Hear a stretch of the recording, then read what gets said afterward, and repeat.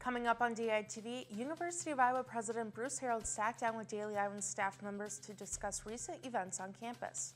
And later, the Iowa City Downtown District is honoring a group of people this month on social media. Stay with us to hear more. Basketball, tennis, and volleyball. We got a lot of ground to cover, so stick with us in sports. This week we'll be seeing some substantially warmer temperatures. Stay tuned for more on weather. All that and more coming up on this Tuesday morning edition of DITV. Don't go anywhere. DITV starts right now.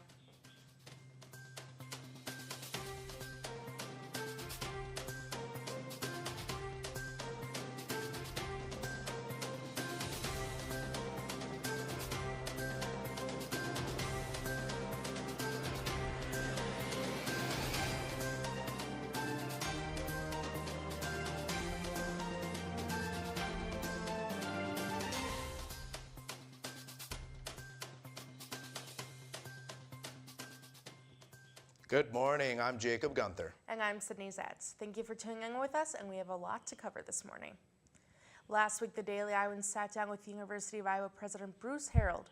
We have DITV News reporter Mackenzie Cooper live in the newsroom with some highlights from their conversation. Good morning, Mackenzie.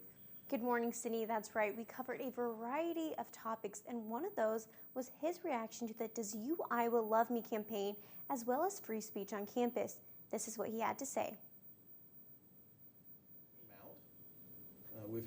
Last week we had a group of almost probably 50 faculty, staff, students going back through everything that was on social media and saying piece by piece by piece, what do we need to do about this? And they then met again on, what is today, Thursday. They met 2 days ago for the second time to review what's happened after a few days, and we've now parsed the work out. So I think we should have a process where we can talk about issues and problems and our concerns legitimately and then take action legitimately and not have to wait for the steam to get to such a level that it just blows up. And I think we sometimes want to reinterpret hate and violent speech as to things we just don't like. And that usually isn't the case. And I think it's important to understand that the students that want to talk about a particular issue that others don't want to listen to and find offensive and not to their values are allowing that to take place on campus is also protecting the values of the people that are on the other side of that issue when they want to speak out and need support. Last month, the university announced that it was exploring a public-private partnership. We discussed with President Harold how this would work and exactly what it would mean for the university. We started a couple of years ago looking for alternative mechanisms. Part of it will be increasing our philanthropy, part of a continued cost takeout. At the end of the day, we need more levers. And we've been studying what other universities around the United States and in the world have been doing around these public-private partnerships. And at the end of the day, it has an awful lot to do with an entity like ourselves that does not pay taxes. And as a result of that, if we let a third party come in and operate part of our facilities, a residence hall, a utility, some institutions have done around parking, even sports complexes, and that entity is a private entity that does pay taxes, it may well be that you can structure the transaction in such a way that it might help them shelter some of their taxes. And that's what this is. And in that process, it could free up hundreds of millions of dollars that could pour into the university. To read the full interview, visit dailyiowan.com. Sydney and Jacob, back to you. Mackenzie Cooper in the newsroom, thank you. The Iowa City Senior Center opened their own food pantry exchange this week. Simple and free to people of all ages. Get by when they need it most. DITV reporter Margaret Minders has more. The Iowa City Senior Center had a ribbon-cutting ceremony on Monday to celebrate the grand opening of their food exchange. Senior Center Coordinator Latasha DeLoach had the idea to open the food exchange after seeing how many people were struggling to get the food they needed towards the end of the month, whether it be senior citizens or people of any age. The exchange is not the first of its kind, and its goal is not to compete with other pantries. The Senior Center hopes to be another resource for people with food insecurity. The pantry is stocked with non-perishables and toiletries for anyone to grab when they need something. The exchange is based on the idea that you can take when needed and eventually bring something back to give if you can. We have 100,000 visitors in this building a year. How many of them have food insecurity? We don't know, but we did know that there was a need in our population, so why not provide it here? Because food insecurity is also a lot of times connected with social isolation, and so our center is all about reducing social isolation, so it just made sense that we would also try to address that at the same time. Latasha and the Senior Center hope to take the concept of the food pantry exchange and expand it over time to become a commercial kitchen where they can help create food security in the community on a larger scale. Margaret Minders, DITV News. You can stop by the food pantry to make a donation and help people get the food they need. We'll see more of Margaret in the weather studio later to hear about the upcoming forecast. University of Iowa hospitals and clinics caregivers have voted to ratify a new union contract. This means increased wages for current workers, but does not address maintaining professional standards between UIHC and its caregivers, such as vacation and grievance policies. This is the first contract caregivers at the hospital have bargained for since the labor laws changed in 2017. The caregivers are still not happy and campaigned at the vote last week to get their voices heard on situations that still need attention. Jacob, yesterday it was sunny out, it was beautiful, and I'm wondering, is that weather going to stick around? I am not sure, and I really hope it does since we have midterms coming up this week. But we have Margaret Minders in the weather studio to tell us more about what we can expect.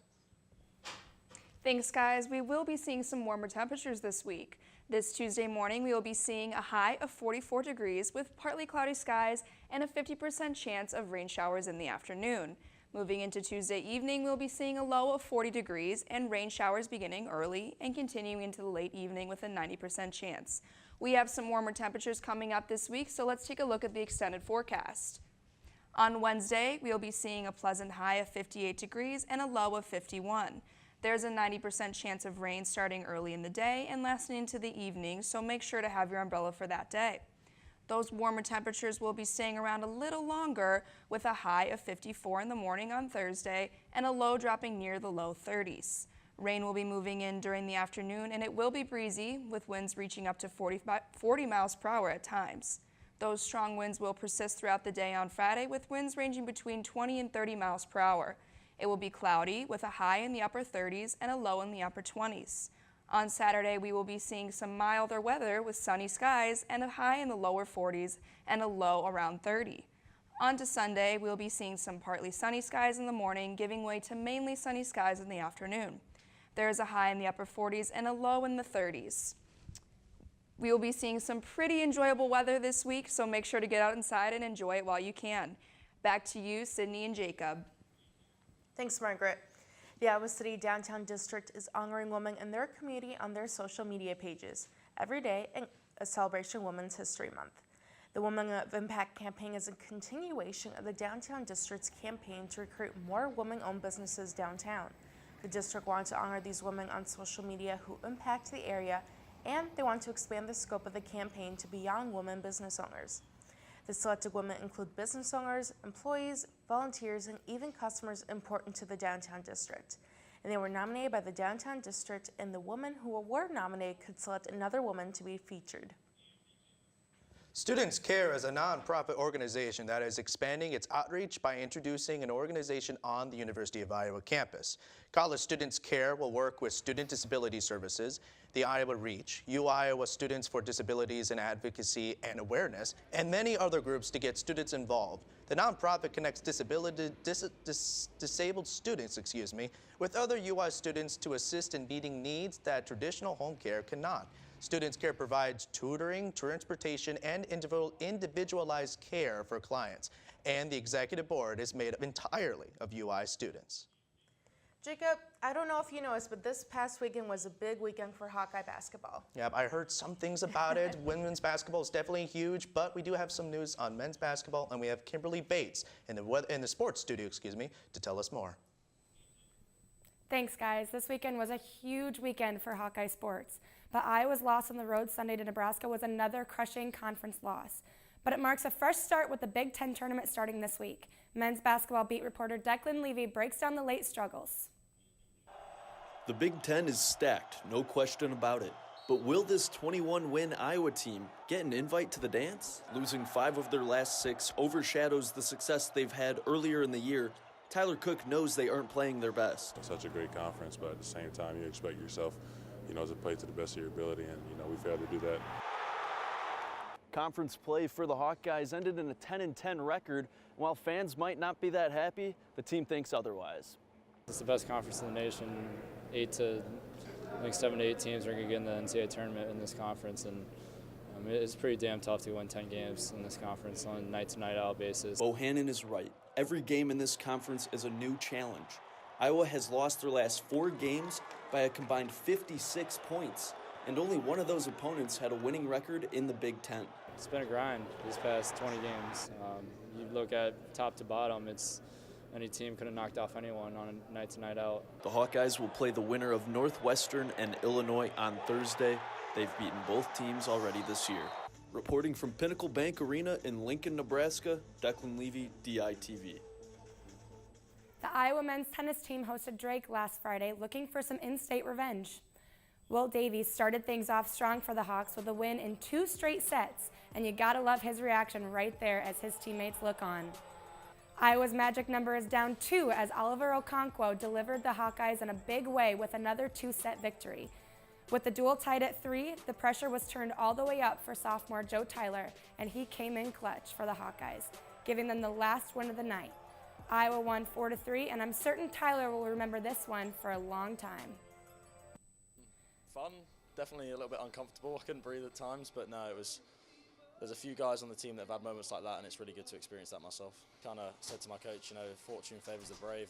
I had to go for my shots, and then, when I saw that last ball fly out, it was sort of the happiest feeling in the world right now. So it was a great win for me, but a better win for the team.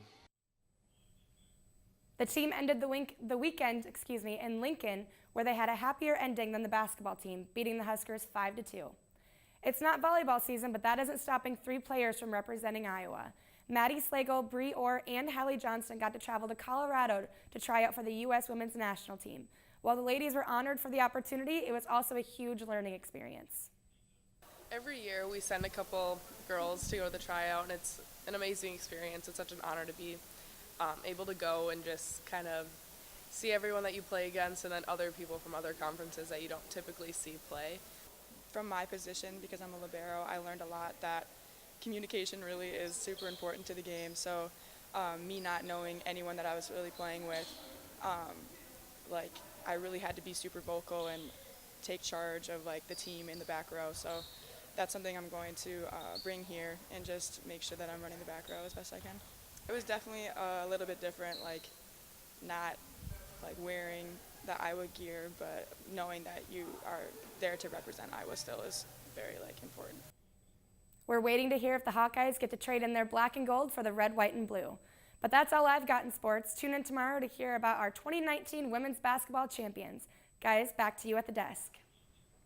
Thank you for tuning in to this Tuesday morning edition of DITV. Be sure to head over to dailyiowan.com for all your latest news. And if that isn't enough for Daily Iowan for you, be sure to check out the print edition on newsstands now. For DITV, I'm Sydney Zatz. And I'm Jacob Gunther. Have a great day, Iowa City.